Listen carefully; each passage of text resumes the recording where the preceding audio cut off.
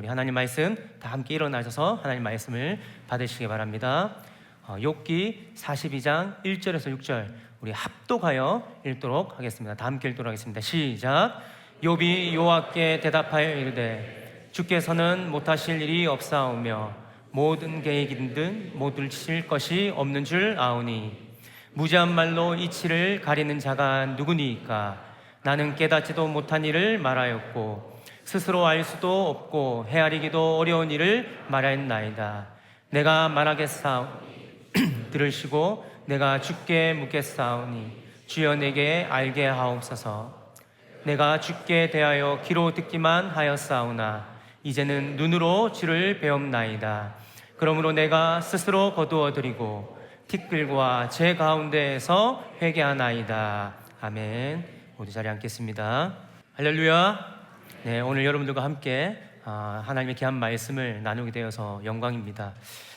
사실 제가 이렇게 말씀을 전할 때 자주 하는 인사가 있습니다. 한번 같이 옆 사람에게 인사를 한번 더 나누었으면 좋겠는데요. 이렇게 한번 인사합시다. 예쁜 것들은 오래 못 갑니다. 한번 인사 나눌까요? 많은 분들이 위로를 받으시는 것 같습니다. 네. 네, 한 번 더 인사합시다. 인사를 하시라고 옆에. 예쁜 것들은 뭐 오래 못 갑니다. 네, 너무 위로가 되시죠? 네.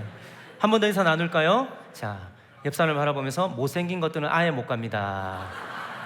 네, 절망이죠. 네, 이게 아마 김창옥 씨가 이렇게 참 하는 인사였던 것 같은데요. 네, 제가 여기서 멈추면 사건이겠죠. 한 번 더 인사 나누도록 하겠습니다. 믿음의 사람은 영원합니다. 여러분 믿으십니까? 네, 우리는 이 세상의 가치로 살아가는 사람들이 아니라 이 하나님의 말씀의 가치로 승리하며 살아갈 수 있는 하나님의 거룩한 백성이 되었으면 좋겠습니다. 오늘 전 여러분들과 함께 이 부재의 역설, 이 부재의 패러독스라고 말하는 거죠. 이 부재의 역설이라는 주제를 가지고 여러분들과 함께 하나님 말씀을 나누고자 합니다. 혹시 맥도날드에 대해서 여러분 아십니까? 맥도날드는 햄버거를 파는 패스트푸드점입니다. 저는 햄버거를 엄청 좋아합니다. 얼마나 좋아하냐면 항상 먹고 쉬지 않고 먹고 범사에 먹습니다. 그만큼 좋아하는데요. 특별히 제가 이 금요 기도회를 마치고 홀로 집에서 방에서 먹는 그 햄버거는요, 저희 모든 육체의 피로를 씻겨주는 영적 체험을 합니다. 그래서 여러분들 이 경험을 하고 싶은 분들은 금요 기도회를 나오고 먹어야 이런 체험이 있습니다. 그래서 꼭 금요 기도회 나오셨으면 좋겠는데요. 어쨌든 제가 그렇게 금요일 날 딱 햄버거를 지난주에도 먹었습니다. 먹는데 항상 아내가 이제 그런 저를 보고 이렇게 이야기를 합니다. 이렇게 초딩 입맛이라고. 이렇게 저를 정죄하고 비난하고 폄하하는데요. 그렇게 말하는 아내를 향해서 저는 담대하게 선포합니다. 사단아, 물러가라. 물론 속으로 합니다. 바깥으로 했다가는 큰일 나기 때문에.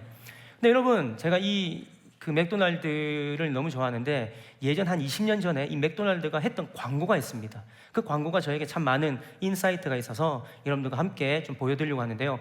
20년 전 광고라 화질이 좋지 않습니다. 여러분들이 느낌만 한번 보셨으면 좋겠습니다.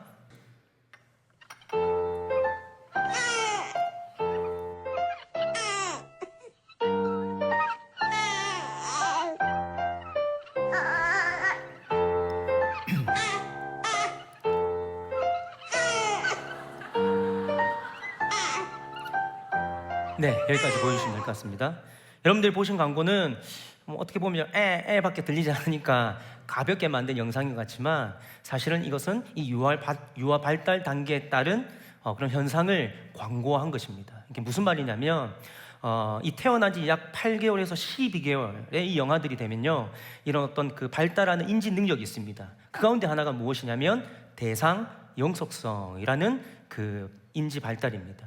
이게 무슨 말이냐면 이 대상 영속성이라는 것은 이 아기가 어떤 특정 대상의 시야에서 사라져도 그것이 여전히 존재한다고 믿고 이해하는 능력을 이 대상 영속성이라고 이야기합니다.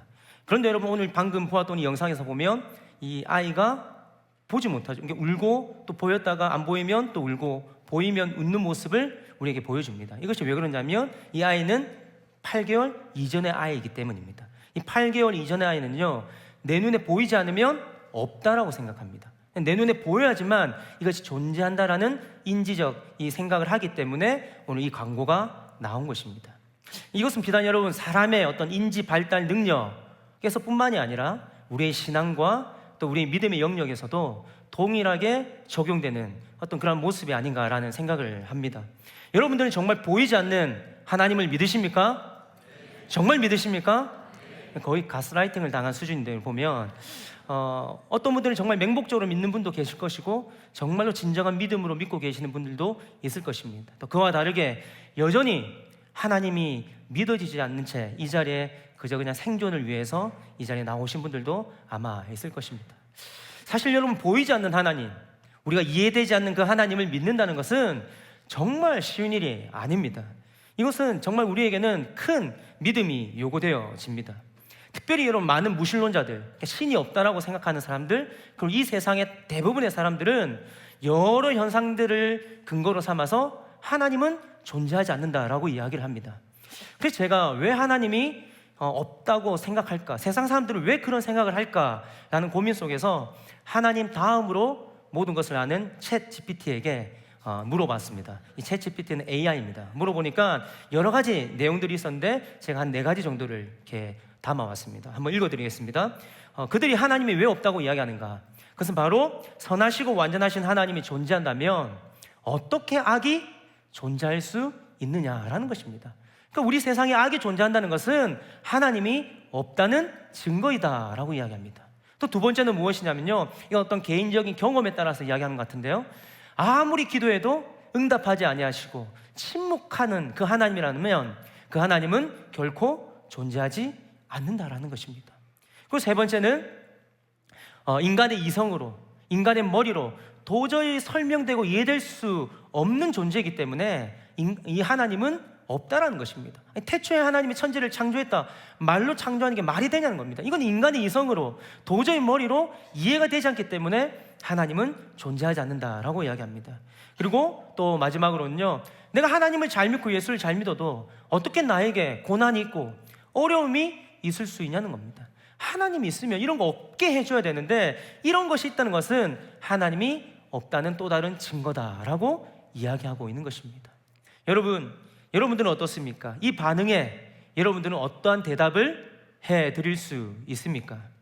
정직하게 이야기하면 하나님을 우리가 믿는다고, 예수님을 믿는다고 고백하는 저와 여러분들조차도 때로는 이 고난과 또 악과 여러 가지 많은 불합리한 이 세상을 바라보면서 정말 하나님이 살아계신 게 맞는가?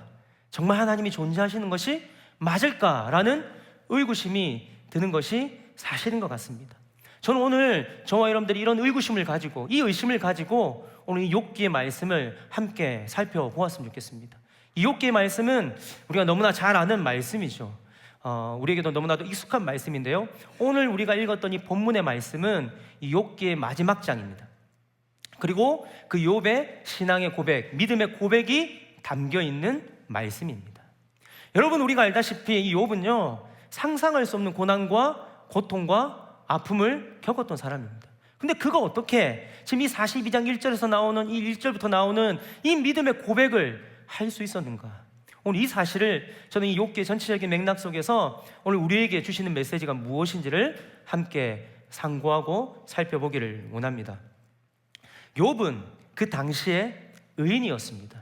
여러분, 의인이란 말은 어떤 의미가 있을까요? 결국 하나님의 마음에 합하다는 겁니다. 그래서 하나님은 욥을 너무나도 자랑하고 싶었던 것 같습니다. 그리고 너무나도 자랑스럽고요. 그래서 조금 우리가 이해될 수 없는 상황인데 1장에 보면 하나님께서 누구에게 자랑합니까? 사단에게 자랑합니다. 근데 여러분, 사단에게 너무 욥이 자랑스러워서 자랑을 하는데 사단이 좀 공감해주고 같이 막 이해해주고 칭찬해주면 좋을 건데 사단스럽죠. 딴지를 겁니다.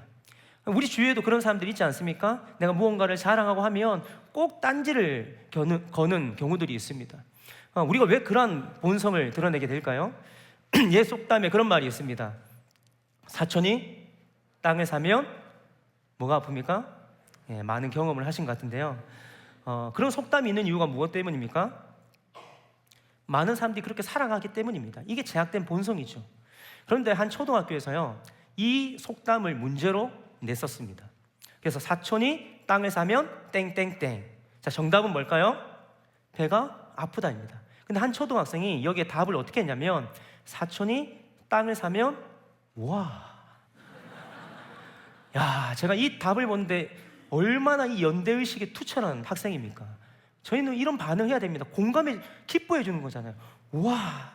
근데 그 선생님이 이걸 틀렸다 하더라고요. 가슴이 아팠습니다. 저는 대단한 답이라고 생각합니다. 여러분, 우리가 누군가의 자랑이 있으면 이렇게 반응할 수 있기를 바랍니다. 어쨌든 여러분, 하나님은 그렇게 이 사단 앞에서 자랑을 했는데 이 사단은 그게 정말 이렇게 마음에 들지 않았던 것 같습니다. 그래서 이 사단은 이런 이야기를 합니다. 우리 9절 말씀을 함께 한번 읽어보았으면 좋겠습니다. 9절, 1장 9절 말씀 함께 읽어보도록 하겠습니다. 시작.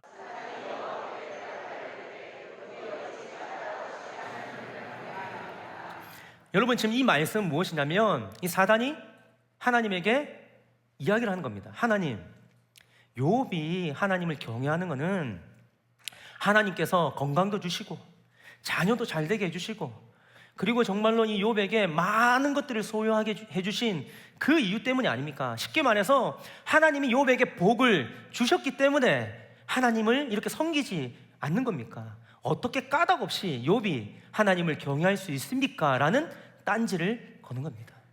그러자 하나님은 거기에 대해서 그것이 아니라는 것을 증명하고 싶었던 것 같습니다. 그래서 이 사단에게 무엇을 허용합니까? 욥의 생명을 제외한 그의 건강과 그의 자녀와 그의 모든 소유를 빼앗아 가도록 허용하십니다. 사실 이 사실도 우리가 이해되지 않는 대목입니다. 어쨌든 이 사단은 잘 됐다 싶어서 이 욥의 모든 생명을 제외한 소유와 자녀와 그리고 건강을 빼앗아 갑니다. 여러분, 이러한 고난과 어려움을 겪었던 이 욥이 어떠한 반응을 보입니까? 처음에는요, 하나님, 제가 하나님 앞에 입으로 범죄하지 않겠습니다. 얼마나 멋진 고백입니까? 오늘 여러분도 이런 고백을 할 수 있기를 바랍니다. 그런데 김병에 효자 없다는 말이 있습니다. 이 욥의 고난이 깊어지고 시간이 오래 가니까 이 욥도 견디기가 너무나도 힘들었던 것 같습니다. 절망의 그 마음을 잊어버릴 수가 없었던 것 같습니다. 그런 가운데 욥의 세 친구들과 그리고 그 당시에 우리가 엘리트라고 이야기하죠. 현자, 이 엘류가 찾아와서 욥을 위로해 줍니다. 정말 공감하는 말을 참 해주죠. 얼마나 따뜻하게 다가왔을까요? 그리고 집에 가면 되는데 꼭 그렇게 이야기하고 한마디를 더 거듭니다. 근데 욥, 내가 너를 얼마나 생각하는 거 알지? 나는 거짓말 못해. 난 항상 팩트만 이야기하는 사람인 거 알지? 이렇게 이야기하면서 뭘 얘기합니까? 근데 우리가 믿는 하나님, 내가 아는 하나님은 절대 내가 죄를 짓지 않았는데 이런 고난을 주시는 하나님이 아니야. 욥, 너가 이런 고난을 당하는 이유는 너가 죄를 지었기 때문이야. 그러니까 그 죄가 무엇인지를 고백하고 하나님 앞에 회개해. 그럼 이 이야기를 세 친구들과 또 그 당시에 엘리트였고 지혜자였던 엘리후도 동일하게 그 이야기를 욥에게 합니다. 근데 욥은 너무나도 억울했습니다. 아니, 자기가 아무리 곱씹어봐도, 정말 자기가 아무리 생각해봐도 내가 지금 이런 고난과 어려움을 당할 만큼 하나님 앞에 범죄한 일이 아무리 생각해도 없는데 너무나도 억울했습니다. 그래서 친구들에게, 그 지혜자들에게 이야기를 합니다. 나는 죄를 짓지 않았다고. 그러자 친구들은 어떻게 이야기합니까? 너가 교만해서 그래. 어떻게 너가 죄를 안 지었다라고 이야기할 수 있어? 라고 정죄합니다. 비난합니다. 그런 말들이 욥에게는 더 큰 상처와 아픔으로 다가왔다라는 것입니다. 그러니까 여러분, 그런 어떤 자기의 억울함을 계속해서 결백을 증명하려고 하는데 믿어주지 않는 그 사람들로 인해서 이 욥은 더 이상 그 사람들에게 찾아가지 않습니다. 사람들을 만나지 않습니다. 그리고 그 폭발한 분노를 가지고 누구에게 다가갑니까? 하나님께 다가갑니다. 우리 욥기 30장 20절에서 22절 말씀 한 번 더 읽어보도록 하겠습니다. 욥기 30장 20절에서 22절 함께 읽겠습니다. 시작. 내가 주께 부르짖으나 주께서 대답하지 아니하시오며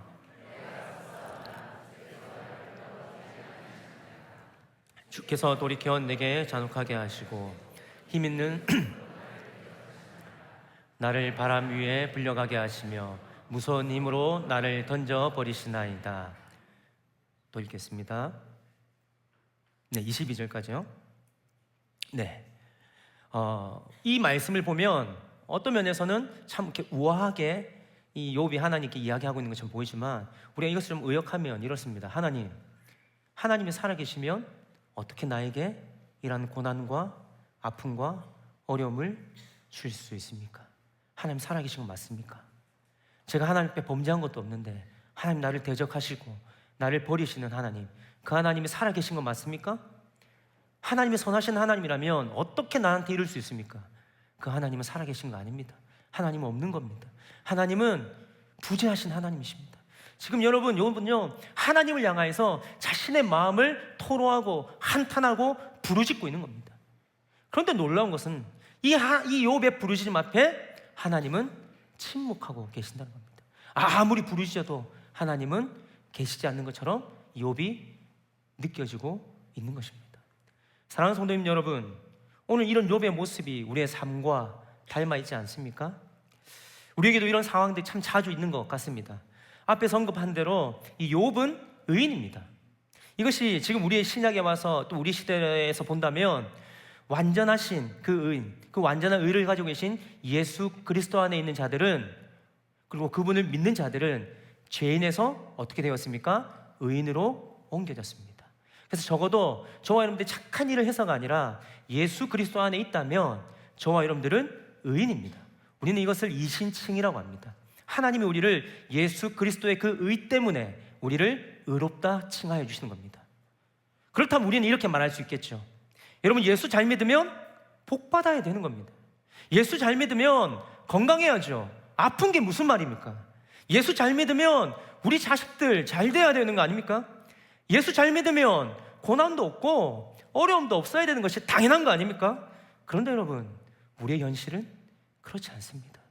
오히려 하나님 없이 살아가는 그 세상 사람들이 더 떵떵거리고 살아가는 모습들을 보게 됩니다.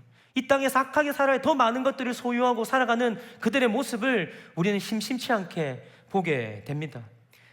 그럼에도 불구하고 이런 상황 속에 침묵하시는 하나님을 인하여서 우리는 불신의 마음, 그리고 이런 상황들을 내버려 두신 하나님, 약자가 고통당하고 있음에도 불구하고 아무런 액션도 취하지 않으시는 그 하나님을 바라볼 때면 정말 하나님이 없는 것처럼 느껴지는 것이 저와 여러분들이 살아가는 이 현실의 모습인 것 같습니다. 저는 개인적으로 이 10대, 20대, 30대 시절로 돌아가고 싶은 생각이 전혀 없습니다. 많은 어르신들은 내가 젊은 때로 좀 돌아가고 싶다라는 그런 마음들 참 많이 가지고 계신데, 저는 10대, 20대, 30대로 돌아갈 마음이 추호도 없습니다.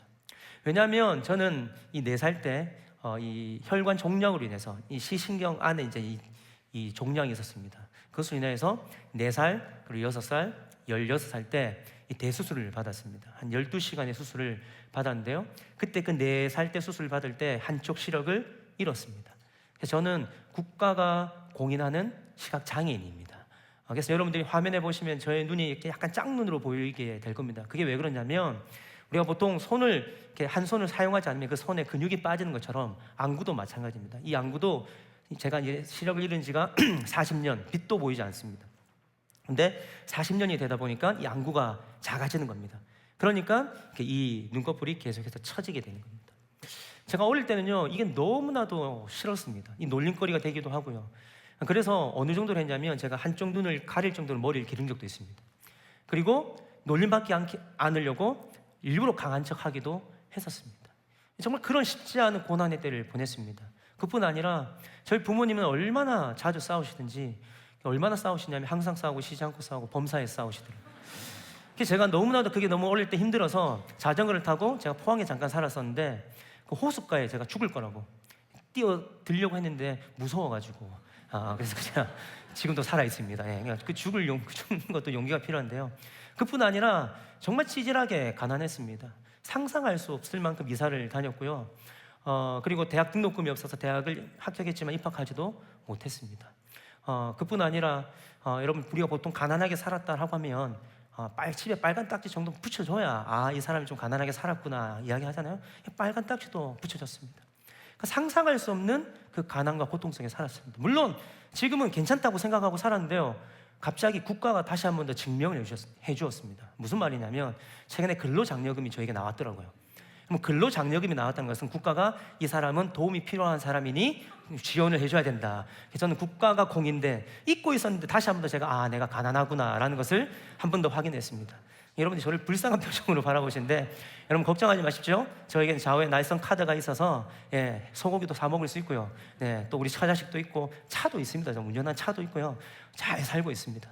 제가 왜 이 이야기를 하냐면 여러분, 욥도 정말로 동일한 상황이었다는 것입니다. 저도 이 당시에 예수님을 믿고 있었습니다.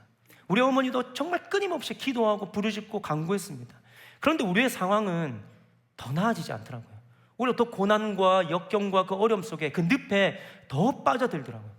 그때 정말로 제가 그렇게 고백했습니다. 하나님 정말 살아계시지 않는 것 같다고. 어떻게 하나님이 살아계시면 예수 믿는 우리 집안이 왜 제일 이렇게 정말 찌질하게 이렇게 살아가냐고 하나님 앞에 원망하며 기도했던 적이 한두 번이 아니었습니다.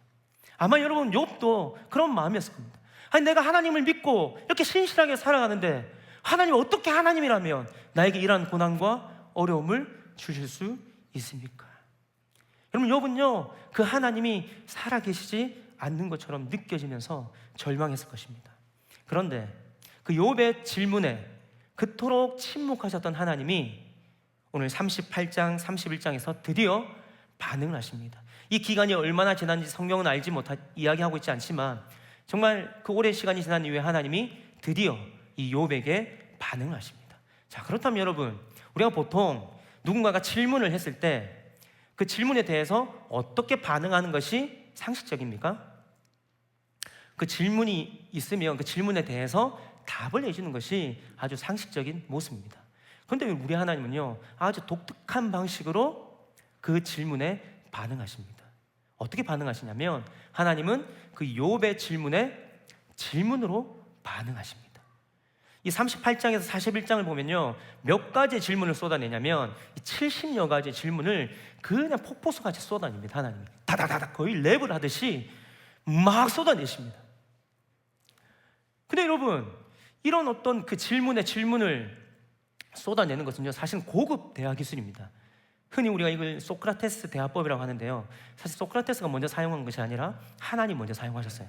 이건 족장 시대거든요. 훨씬 이전의 시대니까 하나님이 그 욥을 향하여서 이런 70여 가지 질문을 그냥 쏟아내는데요 욥은요 아무런 반응을 못합니다.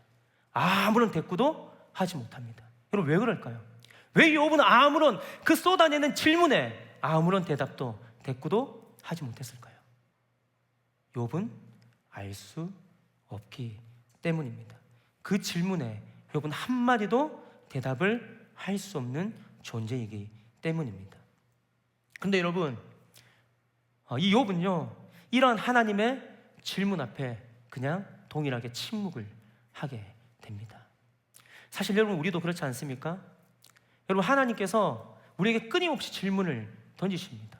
그런데 여러분 하나님 우리에게 그 작은 질문들을 던질 때 우리 역시도 대답하지 못하는 경우가 참 많이 있습니다. 가령 오늘 욥에게 했던 이 70개의 그 내용뿐만이 아니라 하나님이 여러분들에게 이런 질문을 던질 수 있습니다.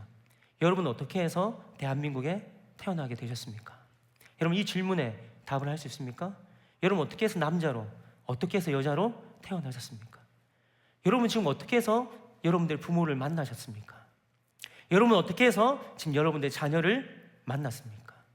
여러분 이 작은 질문에도 우리는 답을 할 수 있는 사람이 아무도 없다라는 것입니다. 하나님은 지금 이 사실을 우리에게 말씀하고 있는 겁니다. 하나님에게 너무나도 작은 이런 질문들도 답하지 못한 욥 너가 어떻게 나의 뜻과 나의 생각과 나의 마음을 이해할 수 있냐는 겁니다. 여러분 지금 욥의 친구들은요 하나님은 죄를 지으면 벌을 주고 고난을 주는 분으로 생각했습니다. 다시 말해서 자신이 이해하는 하나님은 인과응보의 하나님, 권선징악의 하나님으로 그는 이해하고 그렇게 생각하고 있었습니다. 여러분 욥 자신도 마찬가지였습니다. 자신은 죄를 짓지 않았기 때문에 이런 고난을 받는 것, 이런 어려움을 받는 것은 합당하지 않는다는 겁니다. 바꾸어 말하면 여러분 이 욥의 생각도 지금 욥의 친구들과 똑같은 생각입니다. 욥의 친구들도 그 당시에 지혜자였던 엘리후도 그리고 지금 고난을 다 받고 있는 욥이라는 그 존재 자체도 똑같은 이야기를 하고 있는 것입니다. 그런데 그러한 그들의 질문 앞에 하나님 무엇을 말씀하고 있습니까? 의인도 고난받을 수 있다는 겁니다. 의인이라도 이 땅에서 하나님의 부재를 느끼며 살아갈 수 있다는 것이죠. 의인이라도 핍박과 환난과 고난을 겪을 수 있는 사실을 우리에게 전하고 있는 것입니다. 사랑하는 성도님 여러분, 우리는 이 대상 영속성, 이 발달되어진 어린아이처럼 하나님이 눈에 보여야지만 우리는 하나님이 살아계신다, 하나님이 존재한다라는 생각을 합니다. 하나님이 나에게 복을 주셔야지만 그 하나님은 존재하시고 하나님은 살아계십니다라는 이야기를 합니다. 하나님이 나의 기도에, 내가 원하는 그 기도에 응답해 주셔야지만 그 하나님은 살아계신 하나님이야. 내 머리로 이해되고 내 생각으로 내 이성으로 납득되어야 하는 그 하나님이어야지만 그 하나님이 존재한다라는 생각을 우리는 하는 것입니다. 그리고 그러한 상황과 반대되는 상황이 펼쳐지면 우리는 어떻게 반응합니까? 하나님이 존재하지 않는다. 아니면 하나님이 없는 것처럼 우리의 삶을 살아가게 되는 것입니다. 그런데 여러분, 이사야 55장 8절 9절에서는요 이렇게 말씀하고 있습니다.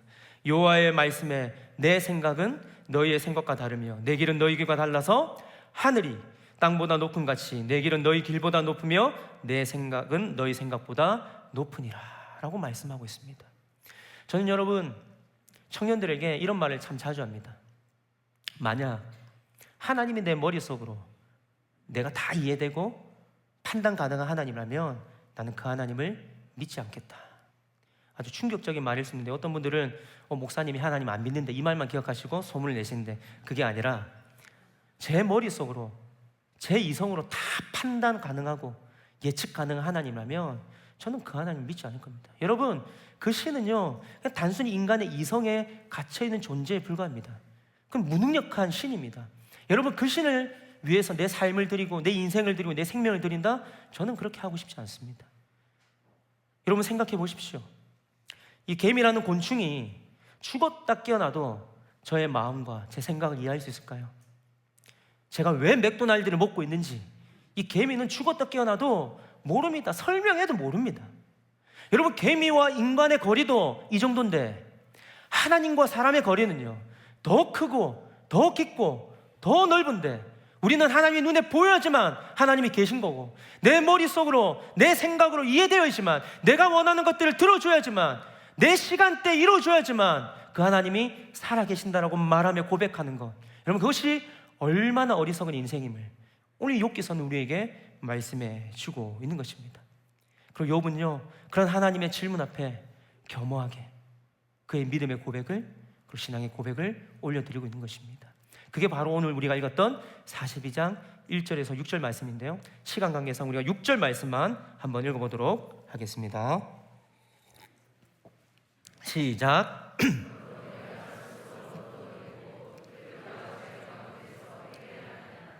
네, 욥은요 자신의 교만함을, 인간의 이성으로 자신의 생각으로 하나님을 판단했던 그 모든 것들을 회개하며 하나님 앞에 나아갑니다. 그리고 하나님의 하나님 되심을 인정함으로 이 욥기가 마무리되는 것입니다. 사랑하는 성도님 여러분, 하나님이 보이지 않으십니까? 하나님이 느껴지지 않으십니까? 하나님이 살아계신다면 어떻게 나에게 이러한 고난과 어려움을 줄 수 있지? 라는 그런 원망스러움이 여러분들에게 있습니까? 아무리 부르짖어도 응답하지 아니하시는 그 하나님으로 인해서 절망 가운데 있으십니까?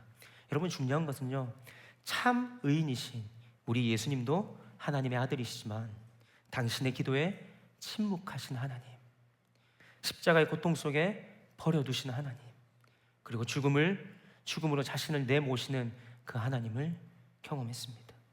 예수님조차도 정말 하나님이 살아계시지 않는 것처럼 느껴지는 그 절망과 고통을 당하셨습니다. 그런데 우리는 알지 않습니까? 왜 하나님이 그러한 침묵과 하나님이 보이지 않는 모습으로 계셨습니까? 그것은 바로 하나님이 우리를 구원하시기 위해 가장 좋은 때와 그 시간을 참고 기다리셨던 겁니다. 하나님이 계시지 않았던 것이 아니라 하나님 우리에게 가장 좋은 것, 저와 여러분들을 구원하시기 위하여 그 때를 기다리며 참고 가슴 아파하며 그렇게 우리를 바라보고 계셨던 것입니다. 결국 여러분, 하나님의 부재는 하나님이 살아계시지 않는다라는 증거가 아니라 하나님의 부재는 하나님의 살아계심과 그분의 선한 뜻을 이루시는 또 다른 하나님의 일하심과 역사라는 사실을 저와 여러분들이 잊지 않았으면 좋겠습니다. 그렇다면 여러분, 하나님의 부재가 느껴지는 그때 우리는 어떻게 해야 될까요? 그때 우리는 하나님을 부인하고 원망하는 것이 아니라 정말 하나님이 느껴지지 않는 그때, 하나님이 보이지 않는 그때 우리의 믿음을 증명할 수 있는 저와 여러분들 되기를 주님의 이름으로 간절히 축복합니다. 마지막으로 한 가지 이야기를 하고 마치려고 합니다. 제가 예전에 우리 중등부 아이들을 데리고 이 에버랜드라는 곳에 다녀왔습니다. 여러분, 그 에버랜드에 가면요 그 에버랜드에서 가장 무서운 놀이기구가 있습니다. 한번 사진을 보여주시겠습니까? 이게 뭐냐면 T-익스프레스라는 놀이기구입니다. 저는 저걸 돈 주고 타는 사람들을 이해가 되지 않습니다. 여러분 저걸 한번 타보시면요, 천국을 맛볼 수 있습니다. 그래서 저는 두려워서 무서워서 저 기구를 같이 갔지만 안 타려고 했습니다. 근데 여러분, 중딩들이 놀리면 자존심이 상합니다. 고딩까지는 괜찮은데 이 중딩들이 거의 좀비 같은 애들이 나를 이렇게 약 올리면 목사님 왜 그래요 막 이러면서 겁쟁이 막 이러면 자존심이 상합니다. 그래서 제가 객기로 오케이 타자 했습니다. 근데 두려웠습니다. 근데 이제 저 기구를 타러 갔는데 직원들이 있더라고요. 그래서 제가 직원에게 물었습니다. 이 기구 무섭나요? 이렇게 하니까 그 직원들이 해맑게 웃으면서 네네 고객님 무섭습니다 이렇게 이야기하더라고요. 정말 땅에 묻어버리고 싶었습니다.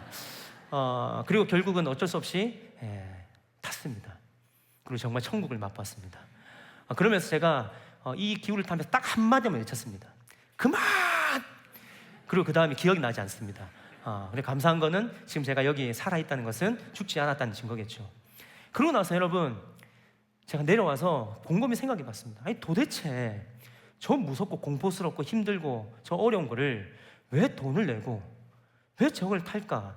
그리고 한 번만 타는 것도 아니에요. 또 타는 거예요. 와 재밌다면 또 타는 거예요. 막 신나게. 그리고 이걸 타면서도 물론 소리를 지르는 사람도 있지만 다 웃으면서 즐겁게 막 기뻐하면서 막 이걸 탑니다. 도저히 이해가 되지 않았습니다. 그런데 잠잠히 묵상을 하는데요, 이유를 발견했습니다. 왜 사람들이 저렇게 돈을 내면서 저 공포와 저 무서움과 저 두려움을 즐기면서 탈까? 그것은 바로 안전이 보장된 공포이기 때문입니다. 안전이 보장된 무서움이기 때문입니다. 그렇구나. 그러면서 여러분, 저는 성경에 나오는 그 고난 가운데 있는, 특히나 이 빌립보서를 보면 고난 가운데 있는 자들에게 기뻐하라는 그 이유가 드디어 설명이 됐습니다. 그렇구나. 지금 우리의 인생 가운데 하나님은 눈에 보이지 않는 것처럼 보이고 하나님은 살아계시지 않는 것처럼 보이는 그 고난과 역경과 그 고통 속에 어떻게 우리가 즐거워하고 기뻐하고 믿음으로 살아낼 수 있을까? 그것은 바로 그 하나님이 부재 가운데 계시지 않는 것이 아니라 그 하나님이 여전히 살아계셔서 우리 가운데 역사하고 계신 하나님이심을 믿는 믿음이 오늘도 우리가 그 고난 가운데서 우리의 영원한 안전장치가 되셔서 우리의 피난처가 되셔서 우리의 반석이 되셔서 나를 도우시고 나를 영원한 종착역으로 나를 영원한 생명으로 이끄시는 그 하나님을 인하여서 내가 이 모든 고난과 공포와 이 어려움을 내가 기뻐하며 극복할 수 있구나. 누가 안전장치가 되시기 때문에요? 하나님이. 여러분, 그리스도인들은 그렇게 살아가는 겁니다.